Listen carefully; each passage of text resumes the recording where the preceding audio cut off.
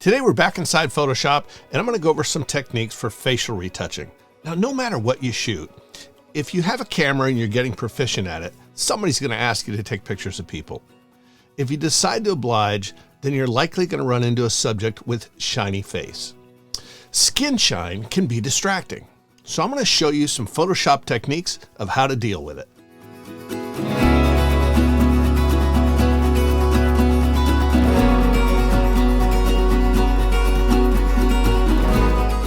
Hi, Terry Vanderheiden here, professional photographer, and I've done pretty well creating portraits over the years for my clients. Over the last 10 or 12 years, I've focused primarily on business portraits, where I photograph busy executives, usually in the workplace, with studio lighting.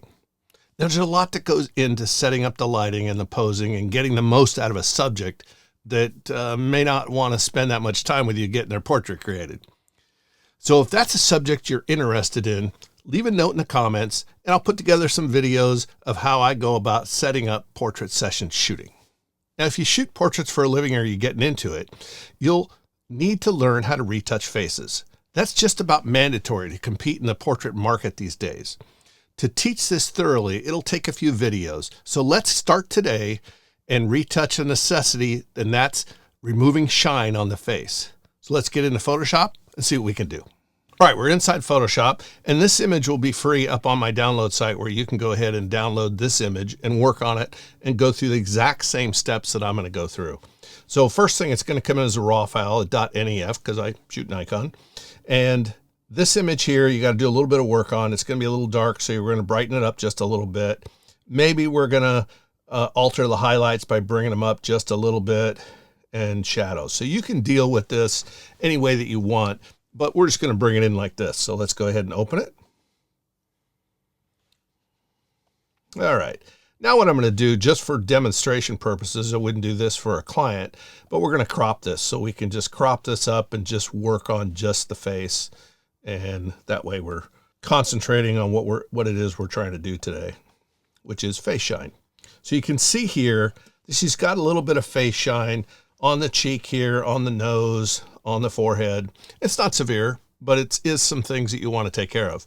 So let's start with making a new layer. We know how to do that by hitting Command J, and that just duplicates whatever layer you started with. So we got a new layer here.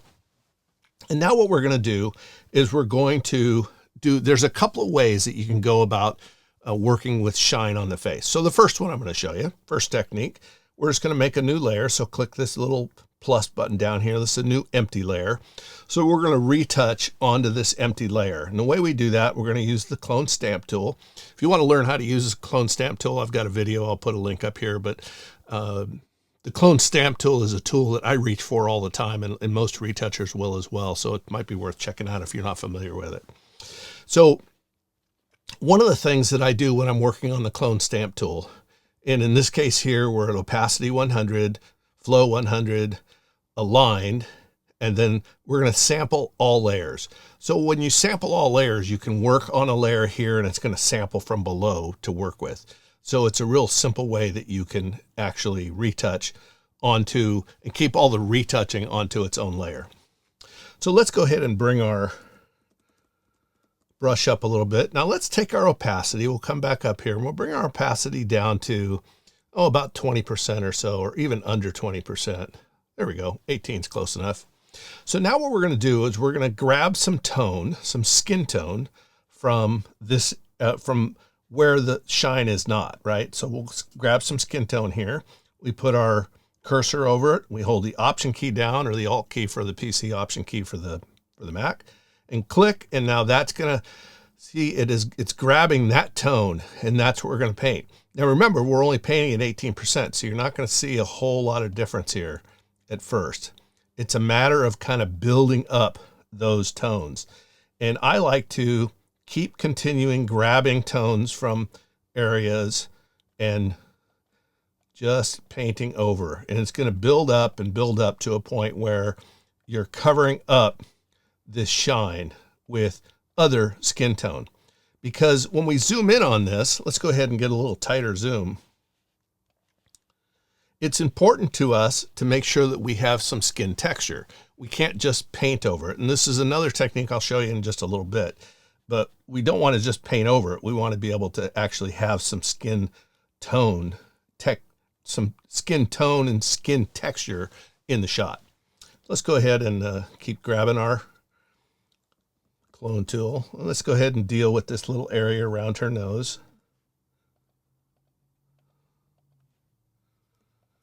So we're sampling from different areas around her nose to try to come in and cover. And again, we're only covering at 18%, so it's not a lot. But as we do more and more of it, it's going to build up and start to cover to a point where it's gone. Let's take a look. You can see here, there's before and there's after. Same thing down here. We would probably just take our skin from right over here, and let's try to paint a little bit in here. So the way that I work is I'm usually going to have one finger on the Option key or the Alt key if you're on the PC, and just keep clicking, grabbing a new color, coming in and trying to just cover up some of that shine area. So let's go ahead and pull back here so we can see what we're doing. And we can see what we've done here. See how we removed a lot of that shine? So that's a way to do shine removal. And if we pull this back, let's turn those off for a second. You can see here the spots that we actually cloned over to cover up. And you can see something that's a little denser is something that we did it more and more times, right? Because if you're starting at 18% opacity, the more you add to it, eventually you could get to 100%. This is kind of a neat way because you can keep all your retouching on its own layer, which enables you to turn it off and on. And if you went a little too far, of course, you can always go and pull the opacity back on that layer. And we'll be doing that a lot today. So let's go ahead and turn this off for now. And let's try another technique. Another technique that we have here is a color technique. And the way we're going to do this is we're going to come up here. And before we start, we're going to go to the eyedropper tool. And that's the letter I. Now this gives us a little cursor, and this cursor is going to select a color. So let's say, for instance, we want to select her hair. You can see over here, this is the color that the hair of that section of hair. So right up here, you can do an 11 by 11 average, or we can tighten it up a little bit and go to, say, a 5 by 5 average. Now that's what your cursor is going to select in terms of color, right? So it's picking a color. It's going to use 5 pixels and try to average out a color for us. So let's go ahead and grab some of this skin tone here, and we can see here, there's the kind of peach color that's come up. That's our skin tone that's from right about here. And it varies, it's gonna vary from here to here, but for right now, that's good enough to work with. Now what we're gonna do is come over here, and we're gonna do a adjustment layer, and we're gonna do solid color. Now what it did is it picked our last color. Now if we wanted to change that color, we certainly could. So let's actually just do that. Let's pull this up to the top so it's a little brighter. It will be easier to see. Now we've got this color covering this. Now what we want to do is we want to change the mode of this layer. So we're going to go from normal and come down to multiply. Here's with our color tone. Our layer set on multiply, so we can see the image now. And we can see the color actually looks pretty good. It kind of looks like it's really covered up some of that shine. With a new color, which we like, except obviously this isn't going to work because the whole image is tinted, right? So what we want to do is we want to refine that color to just affect the light areas, not the dark areas, but the light areas. So the way to do that is part of a layer tool that's called Blend If. So let's go ahead and try that. We double click on the layer. This is just the outside bar of the layer, and up comes this dialog box. You may or may not be familiar with it. It's kind of, there are some technical things that go on with it, but for now, this is going to work just fine. So down here is where we have Blend If, and you can see these sliders here. So what the sliders enable us to do is we want to take the underlaying layer and let's drag this over. Take out the dark tones of the underlaying layer. Okay, so now you can see what's happening. Let's slide this over just a little bit. You can see what we've done is we've now taken and told Photoshop we want it just on the lighter areas, but we still can look at this and say, you know what, that still doesn't look all that great. So the way that we refine this is we hold the Option key down for the Mac or the Alt key down for the PC and click on that little those little tags down there, and then we can separate them. Look at that. We can separate them. By separating them, we can make this refinement a little easier, a little more realistic. It's not quite as harsh as it was. So it's a softer transition than, say, a hard transition. So let's go ahead and say okay. We like that. Now we're almost there. We're close, but we're not quite there yet because we're still getting some color cast in other parts of the image. So let's go ahead where we don't want it. So in order to control this, what we're going to do is we're going to come over here, because this is adjustment layer, right? And an adjustment layer, I have a video on adjustment layers that I'll link, but you can go check it out. You've probably already seen it. But with the adjustment layers, we now have the ability to work inside of this with a mask. So this is all white. We want to make this black. A couple of ways to do it. The easiest way is to hit Command Delete, especially if our colors are in this order. And that's going to blacken that out. And now what we want to do is just use our regular paintbrush, and we're going to paint at 100%. And what this is going to allow us to do is to just paint over the shiny areas. There's a shiny area there, and there, and there. Let's do that nose. So a little faster process for taking the shine out. Now, I don't know about you guys, but I can see here that this tone isn't quite right. This color isn't quite right. While we picked it from over here, it's not really giving us the right tone that we want. So this is great. We can come in here and double click there, and now we're back to our color swatch. So we can start kind of fooling around here and saying, well, what do we want to do? It looks a little orange, a little too red. So let's bring it up a little bit.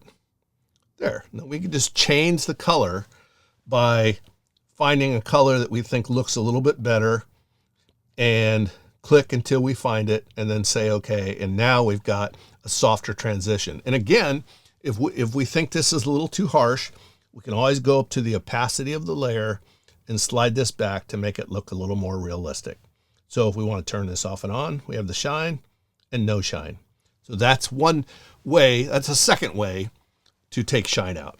Let me show you a third way.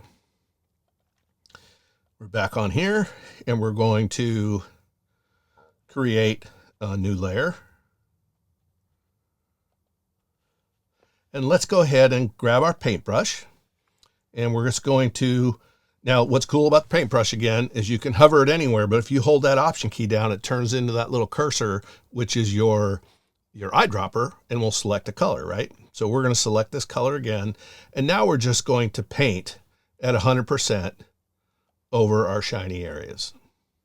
So this isn't cloning. We're not going to have to go in and tag anything. We're just using color tone, right? This is just color that we're painting with. Now, as we zoom in here, you can see what happens, right? There's no texture in that color. It's just color paint, right? So you got to have the texture or it's just not going to look right. Okay, we're going to come up here to our blending modes of our layer, and we're going to come all the way down until we get to color. So all we're going to do is alter the color that's there. And you can see what we've done, right? We still have that texture in there. It's just that the color has changed. And that's going to enable you to make it a little bit darker. So if we want to change that, we can just bring the opacity back just a little bit, take that down, and let's turn this off and on. You can see that we're taking care of some of the shine that's there. So that's the third way to do it. Let's go ahead and turn that off. Now I'm going to show you a fourth way. If you'd like to see more content on how to retouch faces in Photoshop, take a second to hit the like button and then subscribe to the channel. Then hit that little bell icon to be reminded of my next video. I always read and respond to all the comments in the comment section. So if you have questions about something that you've seen here, go ahead and leave it in the comment section and I'll get back to you. Now, if you like, you can always contact me directly at email terry@imagelight.com. And I'll answer your questions that way, add you to my mailing list, so then you can be reminded of my next video that way. So now let's explore a fourth and final way to do this kind of retouching. Now, as a professional, I'm always looking for a faster way to do things because you can see the steps that you have to take on each image. And if you've got a lot of portraits, you have to retouch the shine off a face. That's going to take some time. So I found a program that's an AI-based program that will go in and do this for us. So it's called Retouch for Me. So it's under the filter section. So you go up to filter, pull down. If you have it installed, it's called Mattifier. What Mattifier does is it goes in and does all of this work super fast. So we can just go ahead and turn this blend mode all the way up so that we can have this completely at 100%. I like to click over here to make a mask, so this will be easy for us to turn off and on, and hit apply. And so what Mattifier does, it goes in that quick, that was real time, and it created this mask. And let's take a look at this mask here. You can see what it did. It added all of these little parts. It added different colors down here, right? Darker for down around the chin, underneath the nose, on the cheek, and it blended it smoothly and perfectly. Let's look at it close. Look at that. We still have detail in the skin. That looks fantastic. So from my standpoint, now, again, I do this for a living. If you only do it from time to time, use the techniques I already showed you. But if this is something you need to do often or once in a while, then you don't want to spend the time, this program is the way to go. So let's turn this off and on. You can see the difference. There's the shine, there's the no shine. Shine, no shine. I'm going to show you the exact steps again. Let's go ahead and make a new layer. And we're going to go up to filter. We're going to go up to retouch for me, go down to Mattifier, click. We're going to let it run. It automatically fixes. You can actually have it on a single person or more people or people that are farther back. It'll look at it, do the work, hit make a mask. That's set from last time, hit apply. And that's how long it took. Only a second or two to do this. And here's before and after. Before with the shine and then after. If we look at it close, look at this. Skin tone's there, the texture is there. I think it's just an awesome job. And I was just flabbergasted when I saw this program of how this works and how fast it works. So to me, this is a total buy for me because I do this all the time, and to fix skin tone like that, to take the shine away that fast, to me is fantastic. And just like the others, it comes out onto its own layer. If I wanted to slide the opacity back, if I felt it was done a little too much, I can slide it back and get to whatever level I want. So to me, this is how this is done. Now, with Retouch for Me, I contacted the company and they offered to give a discount to my subscribers. So you can follow the link that I'll put in down below. And if you want to get this, what it is, it's a standalone plugin, right? And they have all kinds of different plugins. I'll show more as we go through this down the road, but for the most part, there's so many that you can choose from, and they're all individual buys, right? You're going to buy one plugin that's going to work for you, and then maybe down the road you buy another plugin or you buy a series of them. But they do have a sale going on for my subscribers. And so you can go in, get the sale. And I think they actually have a company-wide sale going on now. So you'll get even more of a discount if it's purchased in the next week or two. But anytime you're watching this video, if you want to go ahead and purchase it, go ahead and use the link and you'll get the discount that way. It's pretty cool. And what I really like about this is it's not a subscription. You know, like we're getting so used to these Photoshop and Lightroom subscriptions. To me, you know, another subscription is another payment I got to make every year, right? But in this case, these are standalone. So you buy it, that's it. And I think the regular going price is $125. So, you know, at first you think, wow, $125 just to remove shine. That's kind of a lot. But to me, it's worth it because it saves me a lot of time and it might save you a lot of time too. So this is the best way to go through and remove shine off of a face. There are the manual steps that I showed you, as well as the AI steps that if you want to purchase program, you can do that. So depending on what you're doing, if you're doing it just from time to time, do the manual way, learn how that works, learn how to do it. And then if you are doing a lot of it or find that that's not something you want to spend a lot of time on and you want to make sure that it's done right, check out the Retouch for Me programs. All right. See you next time.